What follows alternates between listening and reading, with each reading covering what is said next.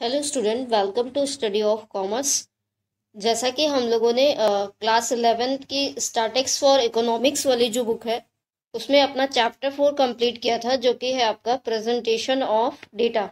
ठीक है, तो उस चैप्टर की जो एक्सरसाइज है आज हम उसको डिस्कस करेंगे। ठीक है, तो आज हम एक्सरसाइजेस में जो क्वेश्चंस दिए हुए हैं उनको समझने की कोशिश करेंगे। ठीक है, तो वीडियो अगर पसंद आएगा तो लाइक कर दीजिएगा, चैनल को सब्सक्राइब कर दीजिएगा आगे की और वीडियोस देखने के लिए।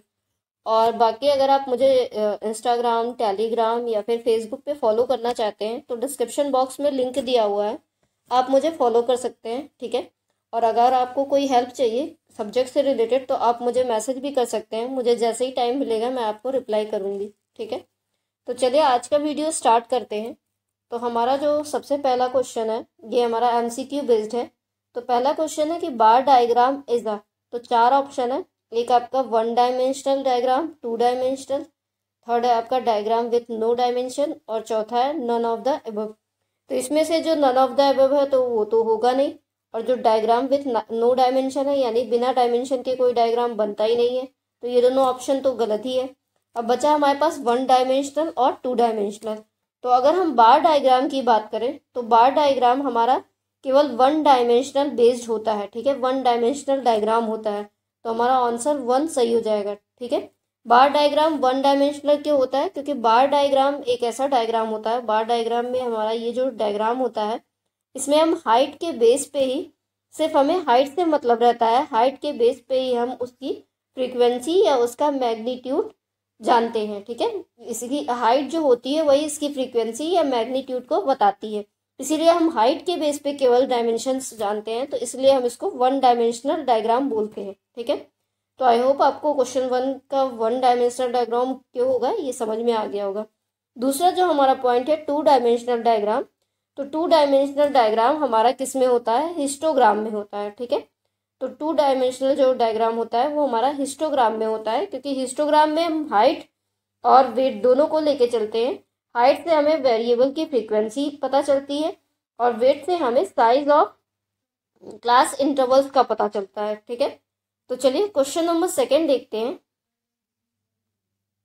क्वेश्चन नंबर 2 हमारा कह रहा है data represented through a histogram can help in finding graphically the, तो जो डेटा रिप्रेजेंट करते हैं हम हिस्टोग्राम में उससे हमें क्या पता चलता है? मीन का पता चलता है कि मोड का पता चलता है कि मीडियन का पता चलता है? ठीक है, तो ऐसा तो हो नहीं सकता कि हिस्टोग्राम से तीनों का पता चलता हो, तो फोर्थ ऑप्शन तो कट ही जाएगा। अब 3 ऑप्शन में से हमें चूज करना है। तो अगर हम बात करें हिस्टोग्राम की, तो हिस्टोग्राम जब हम बनाते हैं तो उससे हमें मोड का पता चलता है। ठीक है, मोड हम आइडेंटिफाई कर पाते हैं हिस्टोग्राम की मदद से। अगर हम हिस्टोग्राम की बात करें तो हिस्टोग्राम में सपोज दैट हमारा ये फिगर बना हुआ है। ठीक है, ये आपका सपोज दैट ए है, उसके बाद एक हमारा बना है बी, उसके बाद एक हमारा बना है सी, और एक हमारा बन गया है डी। ठीक है, कुछ इस तरह का हिस्टोग्राम का फिगर होता है। तो इसमें जो ये बी वाला है जो ज़्यादा सबसे बड़ा है जिसका वो बार, तो वही हमारा क्या कहलाएगा? मोड कहलाएगा। क्योंकि मोड क्या होता है? मोड वो होता है जो बार बार रिपीट हो। ठीक है, जो चीज़ बार बार रिपीट होती है ये जो सबसे ज़्यादा होता है उसी को हम क्या बोलते हैं? मोड। तो हिस्टोग्राम से हमें अपने मोड का पता चलता है। ठीक है, तो जो इसमें हाईएस्ट जिसका होगा वही हमारा मोड हो जाएगा। ठीक है, तो चलिए, तो यहाँ पे हमारा क्वेश्चन 2 का सेकंड आंसर हो जाएगा। चलिए अब हम क्वेश्चन नंबर 3 की बात करते हैं। 3 में कह रहा है ogives can be helpful in locating graphically the, तो ओगिब्स की मदद से हमें क्या पता चलता है? तो 4 ऑप्शन है। पहला आपका मोड है, दूसरा आपका मीन है, तीसरा आपका मीडियन है और चौथा आपका नॉन ऑफ द अबव है। तो चौथा तो गलत ही दिया हुआ है, नॉन ऑफ द अबव नहीं होगा। तो मोड से हमें क्या पता चलता है? हिस्टोग्राम से हमें मोड का पता चलता है, तो मोड भी नहीं होगा। तो मीन या मीडियन में से कोई होगा। तो अगर हम मीन की बात करें तो मीन से क्या होता है? हमें किसी चीज़ के एवरेज का पता चलता है। ठीक है, तो मीन भी नहीं होगा, हमारा ऑप्शन क्या हो जाएगा? मीडियन हो जाएगा। क्योंकि ओगिब्स में क्या होता है? ओगिब्स हमारा ग्राफिकली रिप्रेजेंट करता है मीडियन को, जो कि डिटरमाइन करता है कब? जब हम ओगिब्स में लेस देन और मोर देन सिचुएशन का इंटरसेक्शन होता है, तो वही जो मेन पॉइंट होता है इंटरसेक्शन का वही क्या कहलाता है? मीडियन कहलाता है। ठीक है, सपोज दैट हमारा फिगर कैसे बनता है ओगिब्स में, तो ये हमारा मोर देन होता है। ठीक है, इसको मोर देन कहते हैं, और ये जो हमारा होता है लेस देन, इसको हम लेस देन कहते हैं। लेस देन ओगिब और ये मोर देन ओगिब। तो इनका जो मिडिल पॉइंट होता है, जो इंटरसेक्शन होता है, यही आपका क्या कहलाता है, मीडियन कहलाता है। ठीक है, तो अगर हम ओगिब्स की बात करें तो ओगिब्स से हमारा मीडियन रिप्रेजेंट होता है। ठीक है, ओगिब्स की मदद से हम मीडियन को रिप्रेजेंट कर सकते हैं या लोकेट कर सकते हैं ग्राफिकली। ठीक है, चलिए क्वेश्चन नंबर 4 देखते हैं। Data represented through arithmetic line graph help in understanding. तो जब हम डेटा रिप्रेजेंट करते हैं अर्थमेटिक लाइन ग्राफ से तो हमें क्या समझ में आता है। तो 4 ऑप्शन दिया है, एक आपका लॉन्ग ट्रेंड दिया है, दूसरा आपका साइक्लिसिटी इन डेटा दिया है, तीसरा आपका सीजनैलिटी इन डेटा दिया है, चौथा आपका ऑल द एबव दिया है। ठीक है, तो यहाँ पे ऑल द एबव तो नहीं होगा। थर्ड कह रहा है सीजनैलिटी इन डेटा, तो डेटा में कोई सीजन की बात नहीं होती। ठीक है, तो सीजनैलिटी भी नहीं बताता, ना ही ये आपका साइक्लिसिटी बताता है, कोई साइकिल बताता है। तो डेटा जो रिप्रेजेंट करते हैं हम अर्थमेटिक लाइन ग्राफ पे, वो हमारी मदद करता है लॉन्ग टर्म ट्रेंड बताने में कि हमारा ईयर टू ईयर क्या सिचुएशन रहा है, क्या ट्रेंड चल रहा था हमारा सालों से, और प्रेजेंट में क्या है।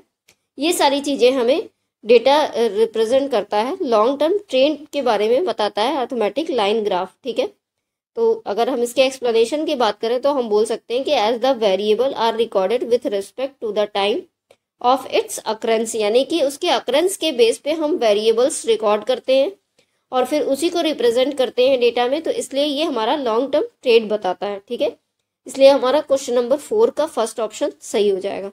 चलिए क्वेश्चन नंबर 5 देखते हैं। क्वेश्चन नंबर 5 हमारा कह रहा है width of bars in a bar diagram need not to be equal. ठीक है, तो क्वेश्चन नंबर 5 में हमारा कह रहा है कि जो वेट होती है बार्स की बार डायग्राम में वो नॉट बी इक्वल, वो इक्वल नहीं होती। ठीक है, तो ये हमारा फॉल्स हो जाएगा क्योंकि कोई जरूरी नहीं है कि वो इक्वल ना हो, वो इक्वल भी हो सकती है, अनइक्वल भी हो सकती है। ठीक है, need not to be equal. तो अगर हम बार डायग्राम की अगर हम बात करते हैं तो बार डायग्राम में हमारी साइड्स इक्वल होनी चाहिए। ठीक है, इसलिए ये फॉल्स है, ट्रू नहीं है। तो अगर हम बार डायग्राम की बात करें तो ऐसा बनता है हमारा बार डायग्राम।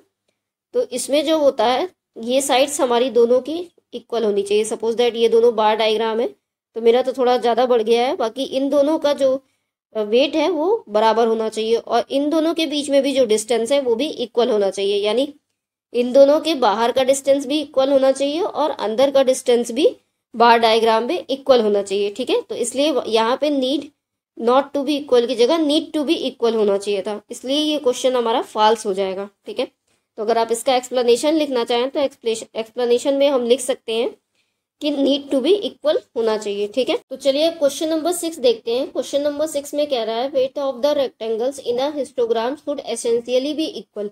तो ये बोल रहा है कि जो हिस्टोग्राम के वेट होते हैं वो हमेशा इक्वल होना चाहिए, ये एसेंशियल है। तो ऐसा नहीं है, वो अनइक्वल भी हो सकते हैं। ठीक है, तो इसलिए ये आंसर हमारा यहाँ पे फॉल्स हो जाएगा। फॉल्स इसलिए हो जाएगा क्योंकि अगर हम देखें तो हमारे जो वेट्स होते हैं रेक्टेंगल्स के हिस्टोग्राम में वो अनइक्वल भी हो सकते हैं, क्योंकि ये चीज़ डिपेंड करती है उसकी करस्पॉन्डिंग क्लास इंटरवल्स पे कि उसके क्लास इंटरवल्स कैसे हैं। ठीक है, तो अगर हम रीजन में लिखना चाहें तो हम लिख सकते हैं कि as the weight of the all rectangles in a histogram may और may not be equal, the weight of a rectangulars depend on the weight of its corresponding class intervals. तो इनकी वेट जो है इनके करस्पॉन्डिंग क्लास इंटरवल्स पर depend करती है। ठीक है, जैसे ही इनके इंटरवल्स होंगे वैसे इसका डिस्टेंस होगा। तो अगर हम फिगर की बात करें अनइक्वल की सिचुएशन में तो हमारा फिगर कुछ ऐसा ही बनता है कि जैसे कुछ क्लास ऐसी होती है, ठीक है, तो कुछ की डिस्टेंस ऐसी हो जाती है तो कुछ की ऐसी हो जाती है। ठीक है, तो ये अनइक्वल में भी हो सकता है, इसका डिस्टेंस कोई ज़रूरी नहीं है कि दोनों का बराबर में डिस्टेंस इक्वल हो। ठीक है, चलिए क्वेश्चन नंबर 7 देखते हैं। क्वेश्चन नंबर 7 कह रहा है हमारा कि histogram can only be form with continuous classification of data. तो ये बात बिल्कुल सही है कि हमारा हिस्टोग्राम तभी बनता है जब हमारे पास कॉन्टिन्यूअस क्लासिफिकेशन होता है डेटा का। तो यहाँ पे हमारा आंसर ट्रू हो जाएगा क्योंकि हमारा ये स्टेटमेंट बिल्कुल सही लिखा हुआ है, क्योंकि हमारा हिस्टोग्राम कॉन्टिन्यूअस क्लासिफिकेशन पे ही बनाया जाता है।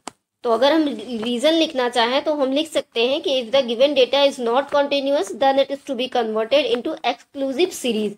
यानी कि हमारा जब डेटा कॉन्टिन्यूअस नहीं होता तो हम उसको पहले एक्सक्लूसिव सीरीज में कन्वर्ट करते हैं डेटा को हिस्टोग्राम में प्रेजेंट करने से पहले। ठीक है, तो हमारा डेटा कॉन्टिन्यूअस क्लासिफिकेशन में होना ही चाहिए, तभी हम उसको हिस्टोग्राम में प्रेजेंट कर सकते हैं। अगर वो कॉन्टिन्यूअस में नहीं है तो सबसे पहले हम उसको जो है एक्सक्लूसिव सीरीज में कन्वर्ट करते हैं, फिर हम उसको हिस्टोग्राम में प्रेजेंट करते हैं। ठीक है, तो इसलिए हमारा आंसर यहाँ पे ट्रू हो जाएगा। तो आई होप आपको सारे क्वेश्चन समझ में आए होंगे। वीडियो अगर पसंद आया होगा तो लाइक कर दीजिएगा, चैनल को सब्सक्राइब कर दीजिएगा आगे की और वीडियोस देखने के लिए। और अगर आप मुझे इंस्टाग्राम, टेलीग्राम या फेसबुक पे फॉलो करना चाहते हैं तो डिस्क्रिप्शन बॉक्स में लिंक दिया हुआ है, आप मुझे फॉलो कर सकते हैं। ठीक है, थैंक्स फॉर वॉचिंग।